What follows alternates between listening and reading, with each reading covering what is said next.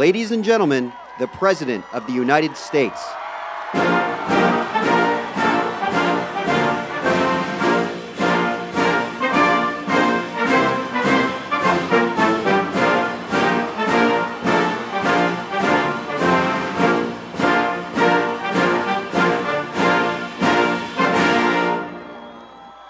Hello, Asheville! Oh, it is good to be back in Asheville, North Carolina. I love Asheville.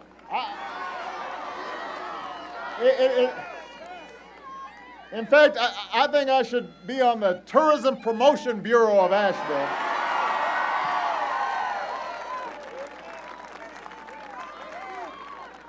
You know, every time I meet somebody, I say, "Have you guys gone down to Asheville? That's a nice place to be." So it is wonderful to be back in one of my favorite parts of the country. Our family has great memories of staying here, and it's always nice to get out of Washington and breathe some of that mountain air. I want to recognize a couple of people who are here. First of all, one of the outstanding senators in the United States Senate, your Senator Kay Hagan's in the house.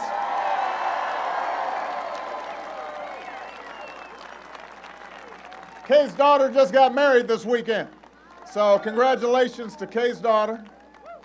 We are so thrilled by that. And we also have your lovely and intelligent mayor of Asheville, Terry Bellamy, is in the house.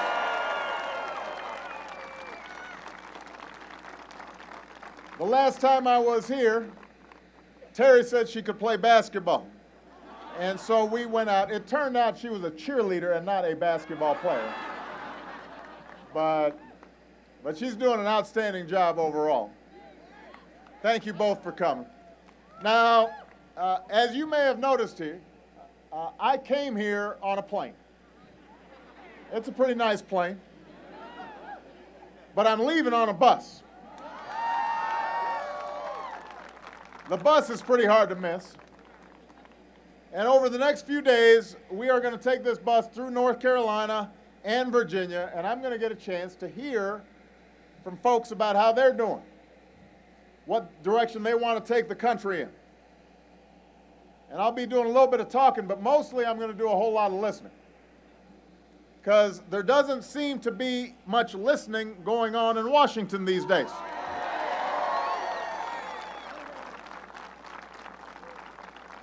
People don't seem to be paying much attention to the folks who sent them there in the first place.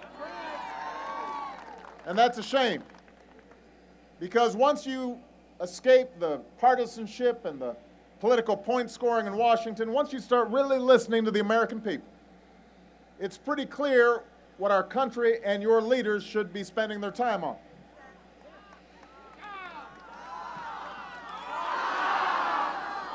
We should be talking about jobs. When you hear what's going on out in the country, when you take the time to listen, you understand that a lot of folks are hurting out there. Too many people are looking for work. Too many families are looking for that sense of security that's been slipping away for the past decade now. Here in North Carolina, you've got thousands of construction workers who lost their jobs when the housing bubble went burst. Some of those construction workers are here today. They've got experience, they've got skills. All they want is to be back on the job site doing what they do best. And there is plenty of work to go around. In this airport, right here in Asheville, you've got a runway that needs to be widened and repaired. You've got a taxiway that's in the wrong spot, which means that planes sometimes get too close together. So we could be doing some work right here at the Asheville airport that would help boost tourism, help to boost the economy here, put people to work right now. But it's not just here in Asheville, all across the state. You've got highways that need to be built. You've got bridges that need to be fixed. You've got schools that need to be modernized.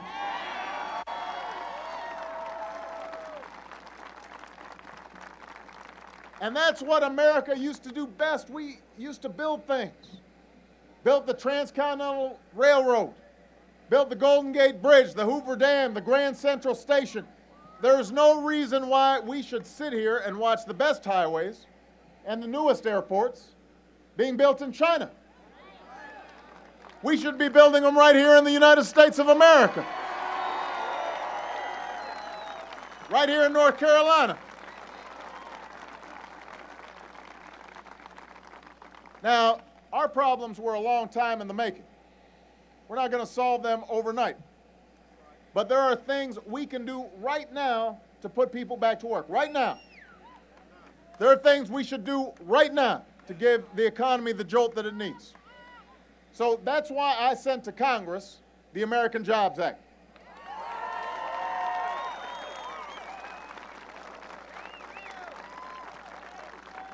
Keep in mind, Asheville, this is the kind of bill containing the kinds of proposals that in the past have received support from Democrats and Republicans.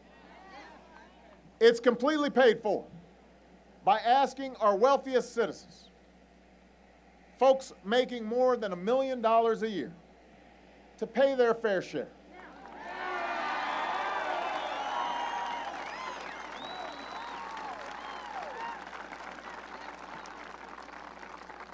Independent economists, not my economists, but independent economists, have said this jobs bill would create nearly 2 million jobs. That's not my opinion. It's not the opinion of folks who work for me. It's the opinion of people who evaluate these kinds of things for a living. It says this bill will help put people back to work and give our economy a boost right away. But apparently none of this matters to the Republicans in the Senate, because last week they got together to block this bill. They said no to putting teachers and construction workers back on the job. They said no to rebuilding our roads and our bridges and our airports. They said no to cutting taxes for middle-class families and small businesses when all they've been doing is cutting taxes for the wealthiest Americans. They said no to helping veterans find jobs. Essentially, they said no to you, because it turns out one poll found that 63% of Americans support the ideas in this jobs bill.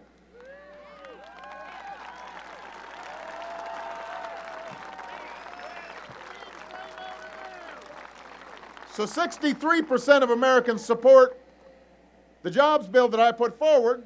100% of Republicans in the Senate voted against it. That doesn't make any sense, does it? No, it does not. Now, it turns out that the Republicans have a plan too. I want to be fair. They called, they put forward this plan last week. They called it the Real American Jobs Act. The real one, that's what they called it. Just in case you were wondering. So let's take a look at what the Republican American Jobs Act looks like. Turns out the Republican plan boils down to a few basic ideas. They want to gut regulations. They want to let Wall Street do whatever it wants. They want to drill more. And they want to repeal health care reform. That's their jobs plan. So let's do a little comparison here. The Republican plan says that what's been standing in the way between us and full employment are laws that keep companies from polluting as much as they want.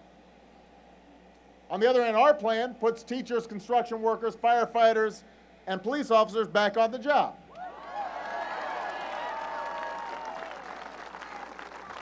Their plan says the big problem we have is that we help to get 30 million Americans health insurance. They figure we should throw those folks off the health insurance roll. Somehow that's going to help people find jobs. Our plan says we're better off if every small business and worker in America gets a tax cut. And that's what's in my jobs bill.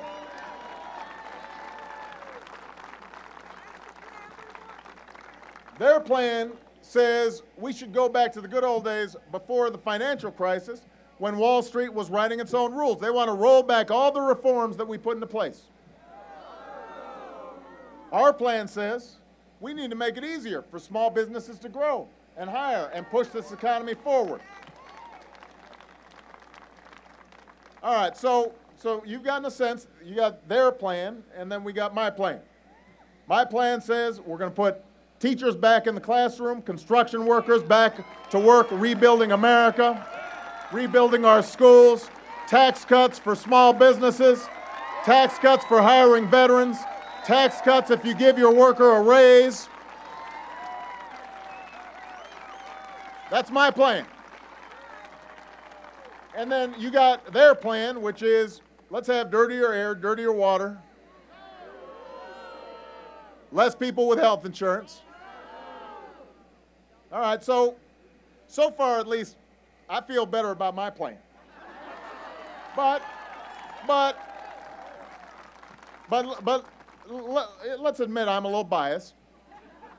So remember those independent economists who said our plan would create jobs, maybe as many as almost 2 million jobs, grow the economy by as much as 2%? So one of the same economists that took a look at our plan took a look at the Republican plan. And they said, well, this won't do much to help the economy in the short term. It could actually cost us jobs. We could actually lose jobs with their plan. So I'll let you decide which plan is the real American Jobs Act.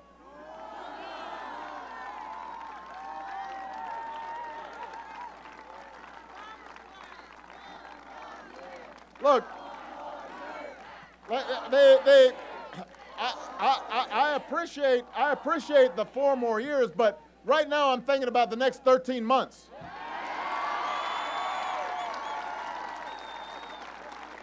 Because, yes, we've got an election coming up, but that election's a long ways away, and a lot of folks can't wait. A lot of folks are living paycheck to paycheck. A lot of folks are living week to week. You've got kids right now who've lost their teachers because at the local level you ended up having layoffs. You've got bridges right now that are crumbling and deteriorating. So we don't have time to wait.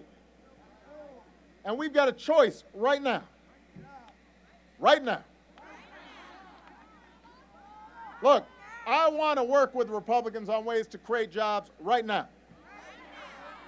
And where they've got a decent idea, I'm happy to work with them. Just last week, we passed a bipartisan trade agreement with Korea that will allow us to sell more goods overseas and support almost 70,000 jobs here at home. Because my attitude is if we're buying Hyundais and Kias, I want them buying some Fords and Chryslers and Chevys.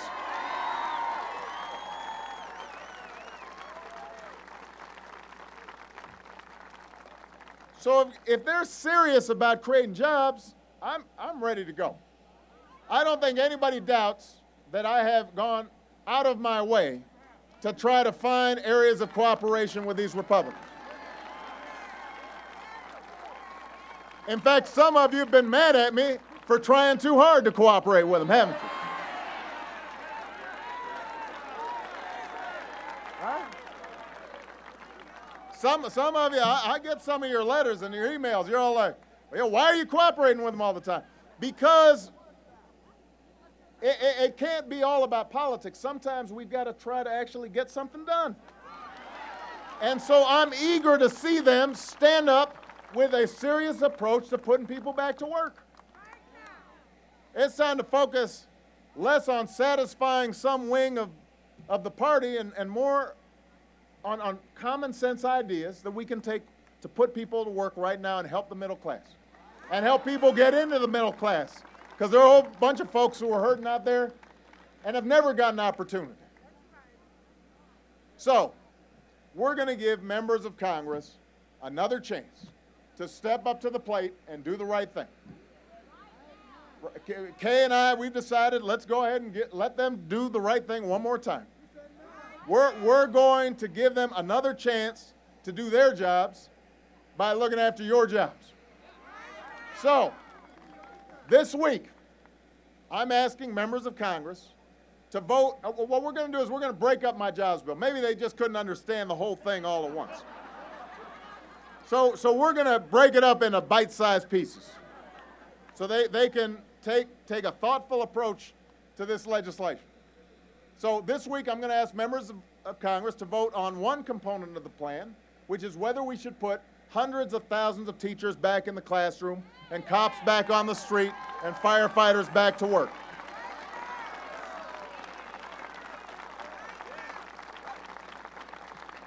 So members of Congress will have a chance to decide, what kind of future do our kids deserve? Should we stand up for men and women who are often digging into their own pocket to buy school supplies, when we know that the education of our children is going to determine our future as a nation? They're going to have a chance to decide, do we want to make sure that we're looking after the men and women who protect our communities every day, our first responders, our firefighters, our police officers? And then, after they've taken that vote, we're going to give members of Congress a chance to vote on whether we're going to put construction workers back to work. Should they be just sitting around while roads and bridges and runways fall apart, or should we put them back to work doing the work that America needs done?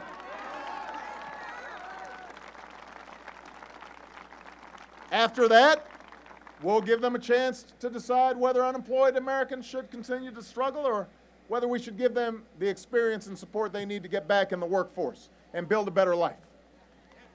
And we'll ask them to take a stand on whether we should ask people like me to pay a little more so middle-class families and small businesses can pay a little less and end up creating the kinds of jobs we need in this economy. So those are the choices that members of Congress are going to face in the coming weeks. And if they vote against these proposals again, like I said, maybe they just didn't understand the whole thing. So we're breaking it up into pieces. If they vote against taking steps that we know will put Americans back to work right now, then they're not going to have to answer to me. They're going to have to answer to you.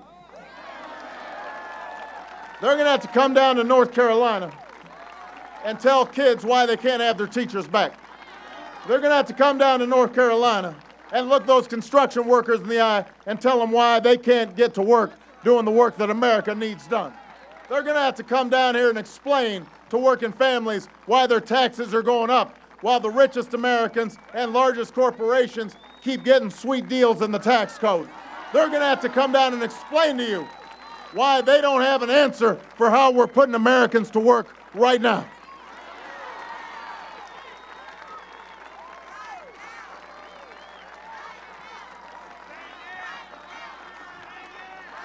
And if they support the Republican plan, they'll have to explain to you why they'd rather deny health care to millions of Americans and let corporations and banks write their own rules instead of supporting proposals that we know will create jobs right now. So that's where all of you come in. Some of these folks just aren't getting the message. So I need you to send them a message. I need you to make your voices heard. I need you to give Congress a piece of your mind. These members of Congress work for you. If they're not delivering, it's time to let them know. It's time to get on the phone and write a letter, tweet, pay a visit. Tell your elected leaders to do the right thing. Remind them what's at stake. Putting people back to work. Restoring economic security for middle-class families and helping create a ladder for folks who aren't middle class yet to get into the middle class. Rebuilding an economy where hard work is valued and responsibility is rewarded. Building an economy that lasts for the future and for our children. If we want to actually lower the deficit and invest in our future, if we want the best roads and best bridges and best airports here in the United States, if we want to continue to invest in our technology and our basic science and research, so that we can continue to invent new drugs and make sure the new cars of the future that are running on electricity are made right here in North Carolina and made right here in America. If we want to do all those things, then we got to step up. We got to get to work. We got to get busy right now. We can't do nothing. Too many folks are hurting out there to do nothing. We need to act right now. We are not a people who sit by and do nothing when things aren't right. We're Americans. If something's not working, we go out there and fix it. We stick with it until the problem's fixed. That's the spirit we need to muster right now. Let's meet this moment. Let's get to work. Let's show the world once again why the United States is the greatest country on earth. God bless you. God bless the United States. And thank you, Asheville. Thank you, North Carolina.